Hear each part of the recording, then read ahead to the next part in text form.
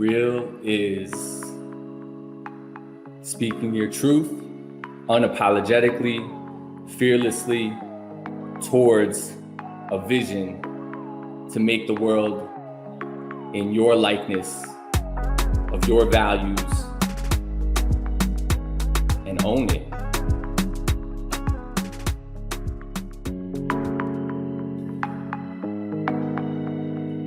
Thank you for tuning into The Real Storytellers. This space was created to allow you to meet some real ones, those engaging in racial and social justice work, and to allow you to cultivate your own journey. These members are real, their stories are real, and their work is anchored in everything the real movement represents. Welcome to The Real Storytellers. I'm your host, Angel Booz. Today we have a special guest with us, Gabe Tanglao. Gabe, would you please tell us who you are and what you do?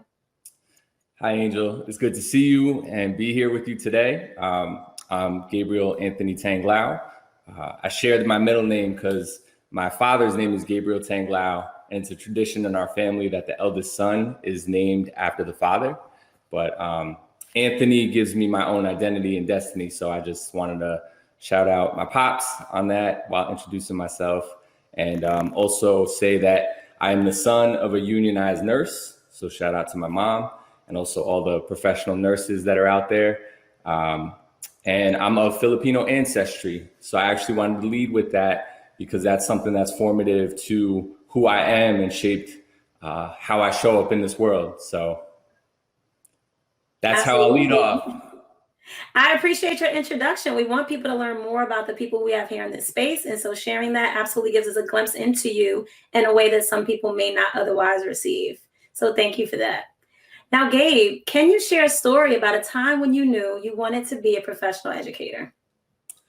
A time I knew I wanted to be a professional educator. Okay. So I started my journey being born and raised in New Jersey.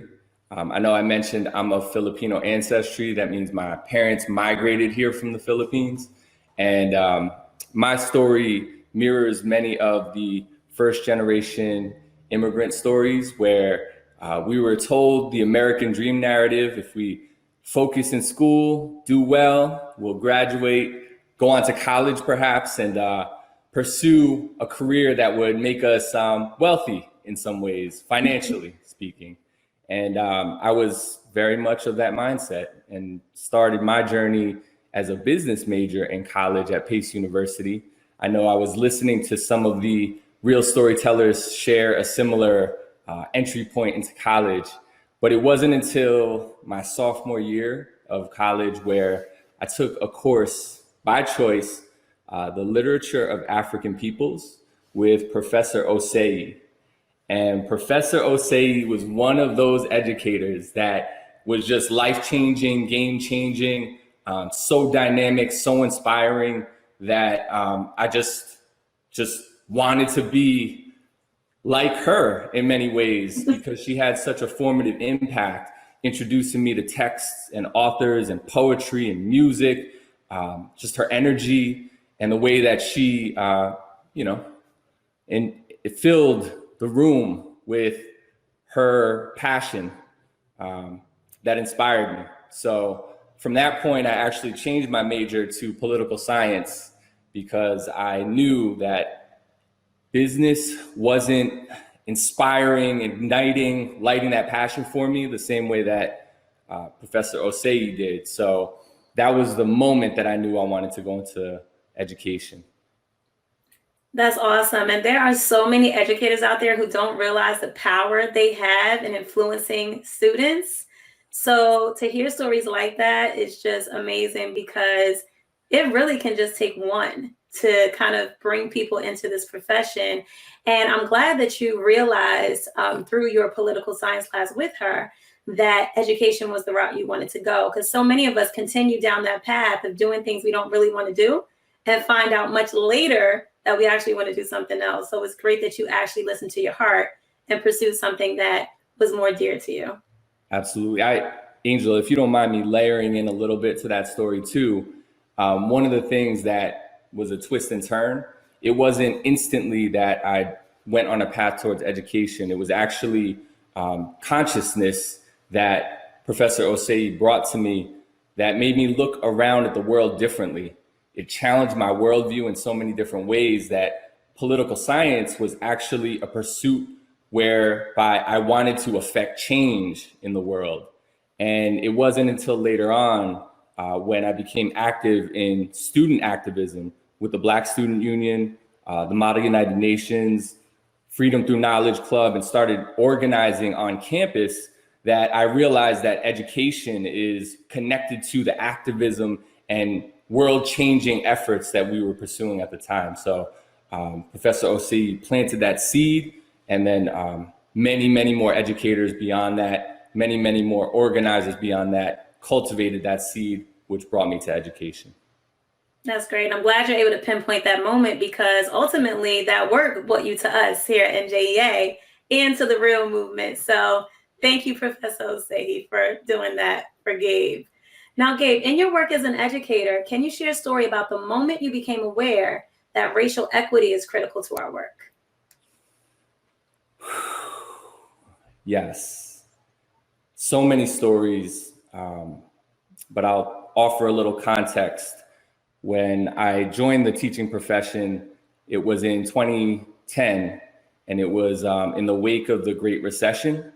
I started my teaching career in Bergenfield, New Jersey, which is actually next to the hometown that I grew up in, and it's one of the most diverse populations. And I know when we talk about cultural diversity, it's often conflated with just oversimplified metrics. I would say diversity as defined through the lens of the Bergenfield community.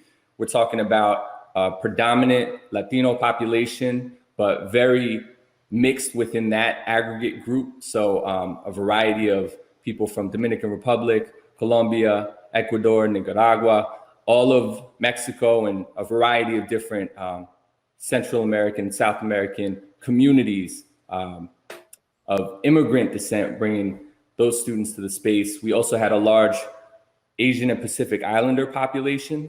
Oftentimes when we say Asian and Pacific Islander, people associate East Asian communities, Japanese, Chinese, Korean.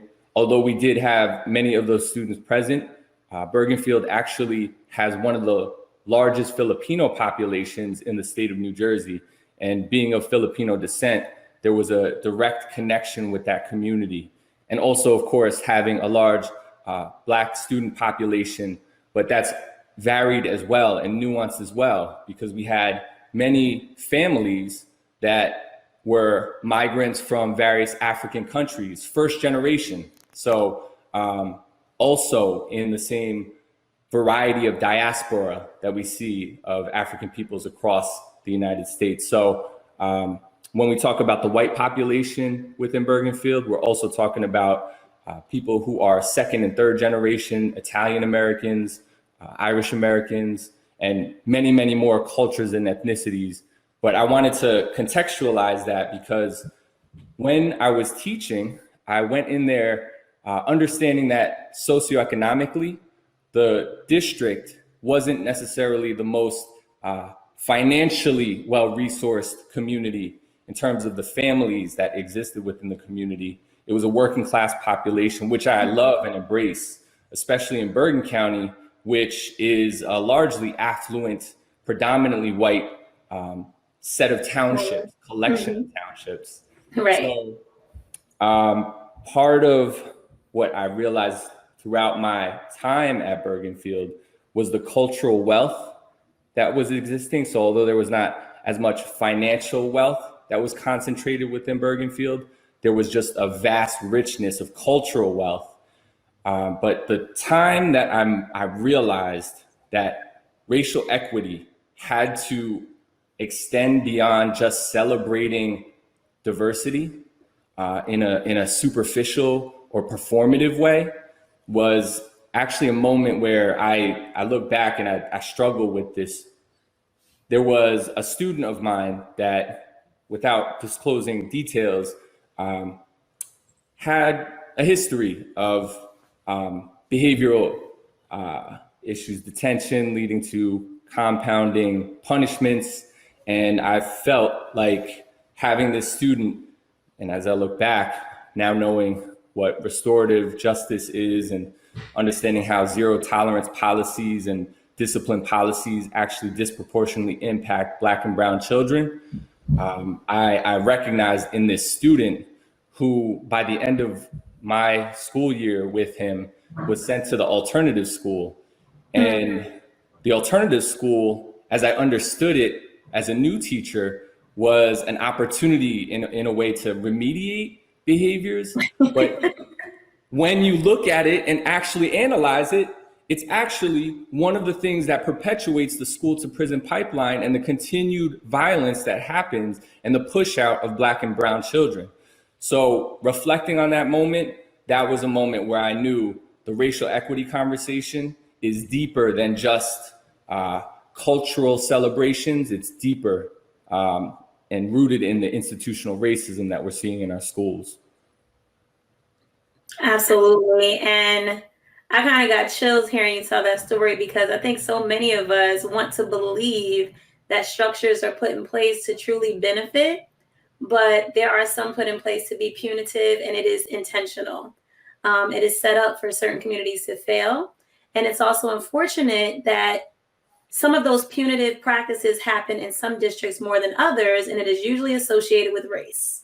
And we know that is just a fact that, I mean, we can't do anything about it. It's the truth. It's sad, but it is something that we need to look at changing, because whatever happens in terms of practices from school to school should happen from district to district, regardless of the socioeconomic makeup of the people there. 100%. In fact, I would even push to say that if we're talking about making sure that institutions are really just, then we need to be even more intentional, not just to equalize the playing field, but now we're talking about what does reparations look like beyond just financial reparations for indigenous populations whose land was taken, for people of African descent. Now we're talking about how that shows up in educational practices and the allocation of resources in terms of anti-racist policies. That's what we're really talking about. We need to push even deeper to correct all of the exploitation that has existed in this country for centuries. Absolutely. Absolutely, Gabe. And we know that it's not going to happen in one conversation or 1 year. It's going to take a lot of time. And what I'm learning from conversations with people at the top is that you have to start somewhere. And we know that we would love for things to just magically happen over time. But the truth is, it takes time to break down these systems.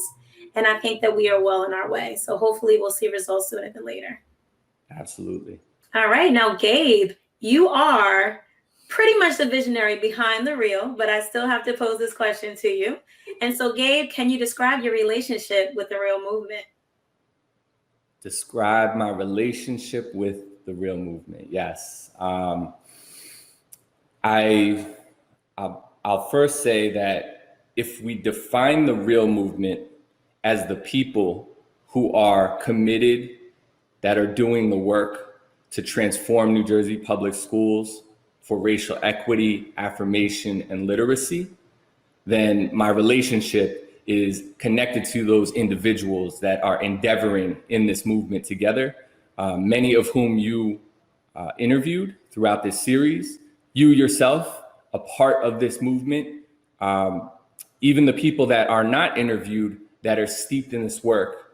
I'd even venture to say that the relationships of the people that were showing up in the spaces that we were holding are part of that movement. So if we're defining it by the people, the relationships, I would say, are professional in some ways, but so much deeper than that.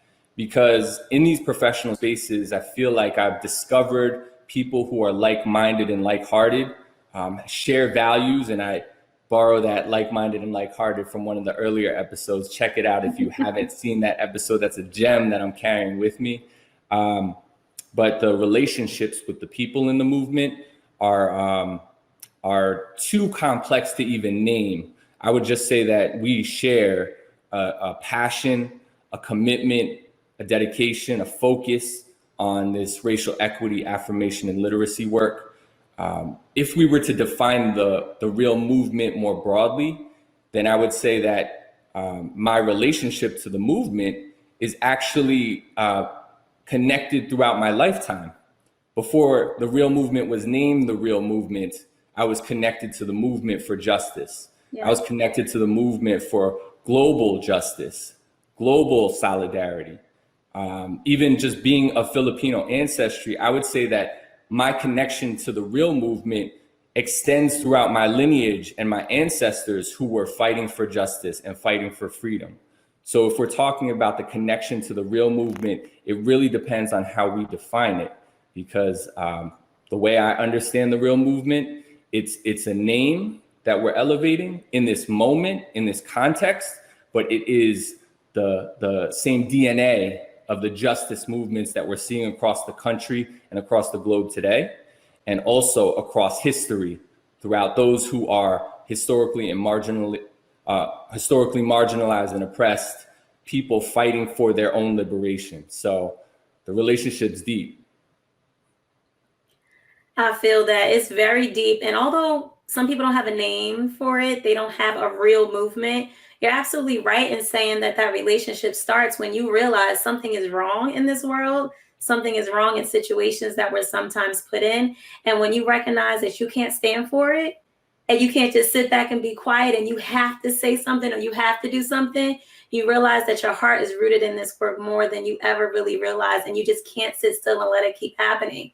And so people like yourself, people like the others who have been interviewed in the Real Storytellers, the work that they're doing is a testament to the fact that it just takes one person to stand up and begin to implement change. And when we find those like-minded people and come together, people better watch out, because, man, some things can happen. And I think that we're in the beginning stages of making that happen. So, especially when it comes to NJEA, I'm just looking forward to what the future has for us as a union and how we're going to push forward this work amongst everyone that we work with. Absolutely. Now, Gabe, have you had one or more experiences with the Real that has challenged you or helped you to grow in some way? Yes, I have had many experiences that have challenged me to grow. In fact, I would say at the heart of the movement, that is what the essence of it contains. It's the seeds for growth, and growth in terms of my own personal evolution, my own skill set that's growing, my own relationships that grow deeper and broader. So I would say that growth is essential. It's impossible not to grow.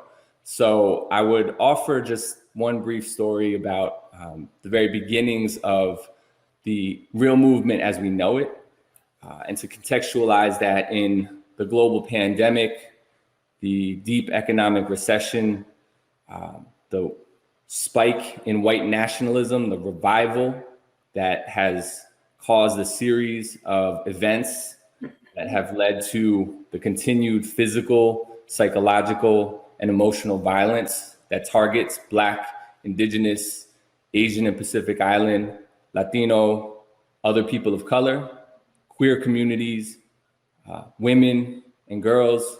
And we're seeing this play out right before our eyes. And it was in the peak of that moment last year that a series of conversations started to emerge about how we, as people who are within the NJEA spaces, going to respond to this moment. And I want to make sure I acknowledge the long traditions of those who are doing this justice work within the union space, because NJEA has a long history of this work. NEA has a long history of justice. And if you tie it back to our labor movement, we are inherently fighting for justice, economic justice in many ways. So in that moment, I was asked to help lead, organize, design, address this moment. And Angel, I keep it all the way real with you. I'm one of the youngest staff members at NJEA currently. Mm-hmm. I'm the only Filipino brother in the whole staff. I find myself in this unique position where, as a person who's perceived as Asian and Pacific Islander, in the long history of racist ideology in America, I'm viewed almost as this model minority, which is a myth, right? Yes, that's dangerous. It's dangerous. It can be. Absolutely dangerous because of the way that it's used as a weapon, because it's used as a weapon because I, as an Asian and Pacific Island person, am seen and viewed and used as a wedge between upholding white supremacy culture, but yet being subordinate to whiteness, and upholding anti-Blackness, and this idea that there's a division between the communities that are marginally oppressed. Now, I'm want to name that anti-Blackness is actually a core tenet, and Asian and Pacific Island people have a critical responsibility to uproot anti-Blackness within our own families and our own communities and address it publicly towards solidarity for our collective liberation. But I found myself in a unique situation trying to organize this movement within the NJEA space. And I will say that I, as an individual, cannot do anything of the likes of organizing a movement, right? It's actually meant to be a collective effort. So when we talk about the movement building process, I appreciate the acknowledgement that I played a part in it. And I would say that the collective is who defined, who came up with the purpose statement, who came up with the mission, the theory of change, who created our community agreements and discussed the ways that we would come together in this space, the practices that we would use that are inherently restorative, which is connected to indigenous traditions. All of these intentional pieces built into the way that we organized and held space in this moment of crisis. That was a moment of growth that throughout the year has been life-changing for me. So it's hard to name one, so I'll name it as the year led to a moment of growth. And I appreciate you sharing all of that, because the truth of the matter is there's been some terrifying, disturbing things that have been happening over the last few years. And we've unfortunately had a president who has continued to spew lots of hatred, spew lots of division. And, you know, as kids, we hear that thing all the time, that words don't hurt. But the truth is words absolutely matter, and they can be devastating and damaging. And a lot of what our former president has said has definitely brought us, if not decades, centuries back to a place where we did not want to be. And so, you know, having someone like yourself and others brave enough to create spaces like the Real Movement are critical to getting us back to where we needed to be, but even further ahead, and realizing how detrimental what has existed has been. And I think many of us are finally finding the bravery in spaces like the Real Movement to really talk about it in a way that we haven't before. And so kudos to you and the team, because I know it's not just you, Gabe, because it does take a collective to make things happen.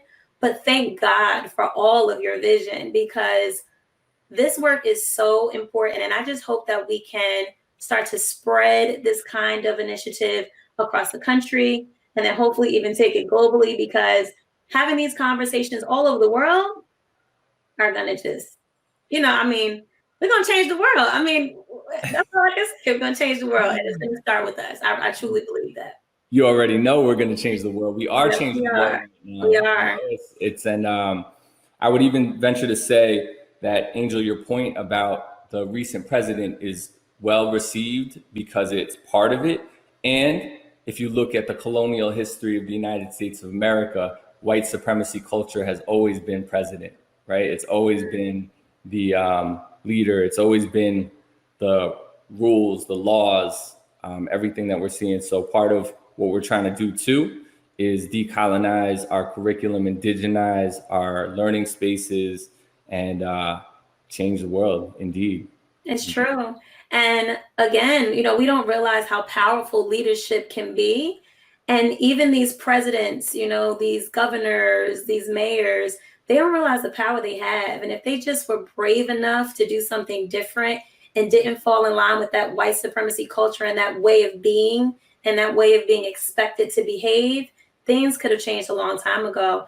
And I think that people are finally just starting to be brave because they know that they have support. And it's great that people are speaking out and being brave enough to share their ideologies and how they feel, because more people are going to get behind that. And now we can start to change what that leadership looks like. And that is the beginning of breaking down this white supremacy culture. That's the truth, Angel. When you talk about power, our power literacy coupled with our racial literacy is part of how we're going to deconstruct the systems. But you also said ideology. I would say that the racist ideology is what we're up against, but the truth is what we have in our corner. And when we talk about truth telling within our history, now we're talking about a different dynamic. It's not an ideology or a critical race theory, right? It's not just a theory. It's the truth. It's the truth, right? It's not what we want to believe or what we've been told. It's what actually factually happened. And we have to start talking about that. That's right. And being brave enough to say there's some things and some structures and monuments and things in place that are falsifying the truth. And we have to talk about even undoing those things to really move forward and really restructuring just the way our entire country operates and what we believe to be true and what we're teaching our children in school that is creating the kind of adults that we still have walking around here. So we definitely have to change that. That's right. Now, Gabe, in thinking of the future, what does it look like and how does the real movement influence that future? Whew. Oh, wow. The real movement influencing the future. So what does the future look like? The future looks like Angel Booze. The future looks like Ike Chukwu Onyema. The future looks like Fatima Hayes and Sean Bird and Lizande Alberg and Tiffany Thurbach and Amanda Adams and Jackson Johnson and Rich Wilson, Steve Beatty, Felicia Davis, Carmen Torres, Gabriel Tanglao. This is the glimpse of the real movement and what the future looks like, because we are only getting started. And this is only a glimpse because it's a fraction of the people that are dedicated to this movement. And we're only multiplying. We're only growing in numbers. We're only growing in our skill sets and our knowledge, in the ways that we approach growing in our influence and impact. We're growing. So if the future is a growth of the real movement, and to the listeners who are here, who are identifying and feeling this, feeling inspired and motivated to double down and keep doing the work that you're doing that leads us to transformational change for our students in this state of New Jersey and across the globe towards racial equity, affirmation, and literacy. And allow me to nuance that a little bit, because you're asking what the future looks like. When we talk about racial equity, we are talking about transforming structures, policies, systems, and cultures. And that's at the local level within your school districts. That's within your communities in which you reside. That's across our state. When we talk about racial affirmation, this narrative around color blindness has to go. Yeah. Color blindness is not the answer. Right. It's actually very problematic.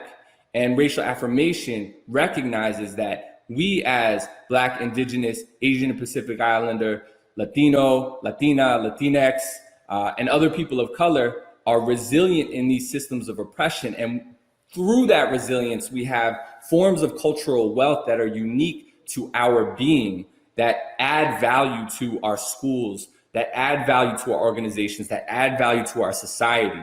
So if that's a glimpse of what the future looks like, growing in our community cultural wealth, and shout out to Dr. Tarayaso, who was the person that coined that. We need to make sure that we're crediting all of the people that helped informed us, specifically the Black, Chicana, and Asian feminist thinkers that inform us and give us the language that allow us to understand the complex world around us and the way we experience oppression.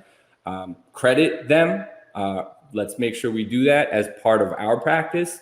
That's what the future looks like. And you know what else the future looks like, Angel? The future looks like my niece, Mia, who is graduating from middle school today, And Mia, beautiful young lady, brilliant young lady, is now discovering her voice and speaking out against the racist oppression that she sees, that she witnesses, that she experiences. And she's also discovering the power of her pen and how to write against her oppression. And she's in middle school, Angel.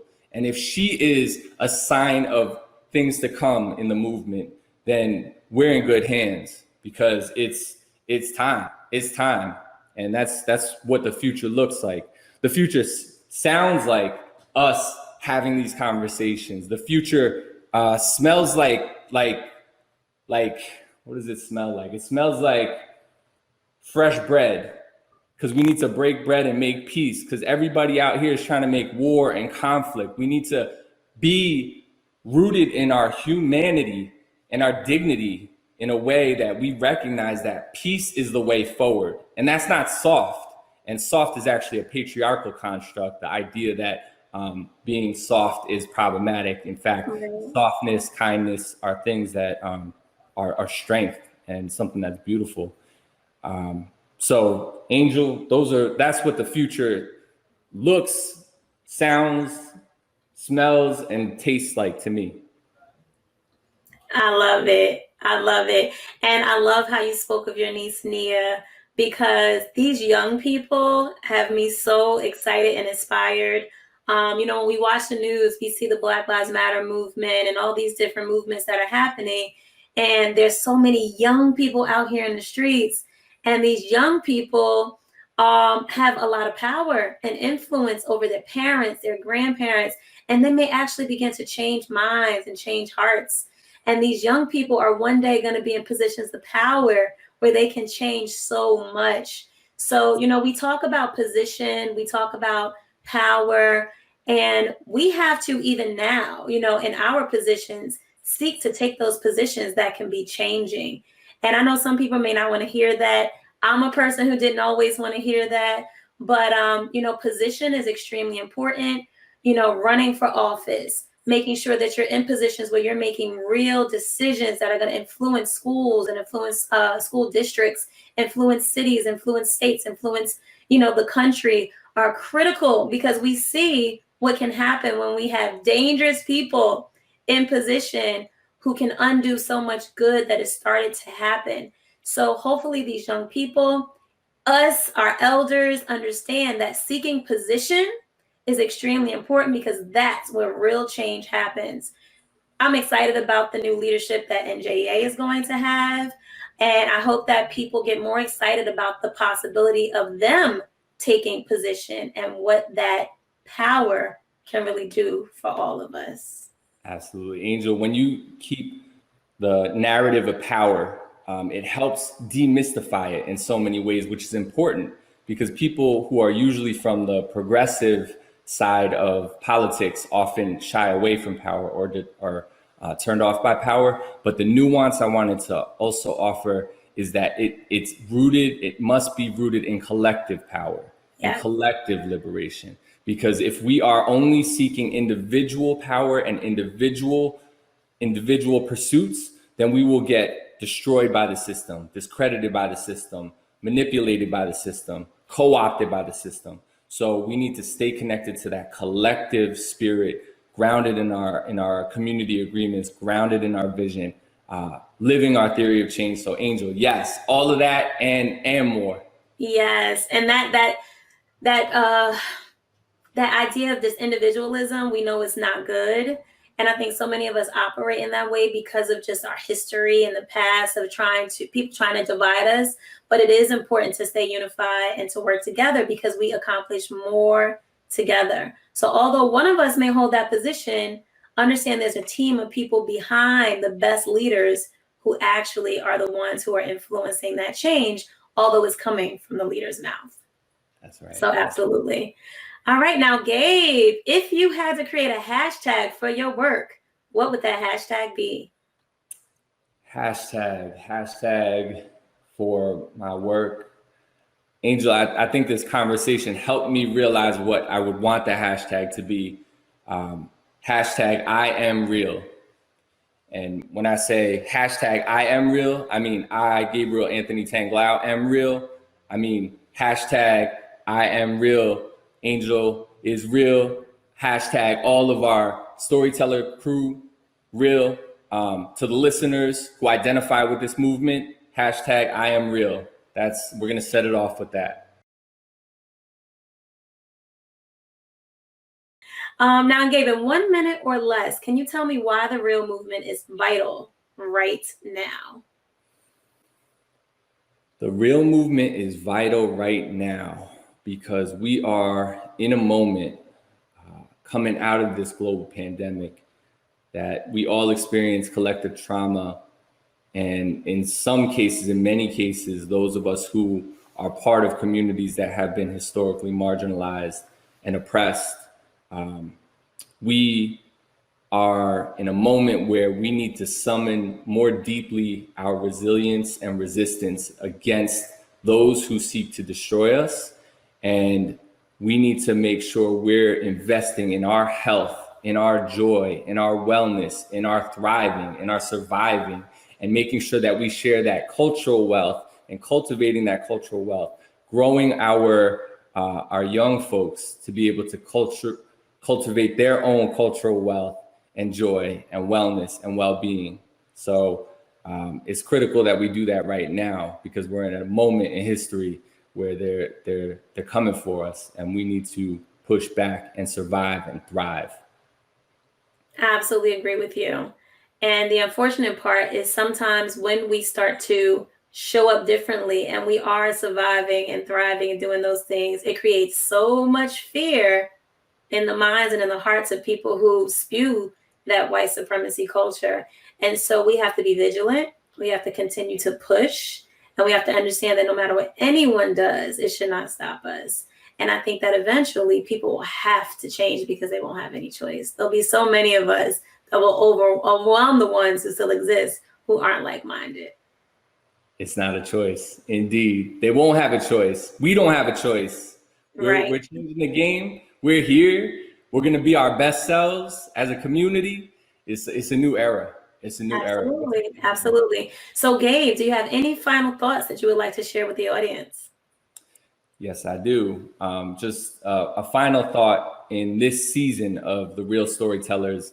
I actually want to take a point of personal privilege to lift up the work that Angel has been doing in terms of making sure that the stories are told within our movement. There are so many people in this work that are doing this with a deep commitment to making sure that we are victorious for change. Angel is one of those people. Rodney is also one of those people. There are so many people that go unnamed, and I want to make sure that I'm lifting you up for the beautiful work that you've done throughout the season. And there's just so much more to come, Angel. There's so much more to come. We're just getting started. We are just getting started. So, so much more to come. You're absolutely right. And there's no stopping us now because we are just getting started. And so, Gabe, I'd like to thank you for blessing us with your presence, your knowledge, your experience. We appreciate you, all the work that you do, your beautiful mind and your heart, because it is definitely impacting our union. And we know potentially your leadership is going to help us to also impact the world. So for everyone watching today, to learn more about the Real Movement, please visit our website, real.njea.org. And until next time, peace, everybody. Peace.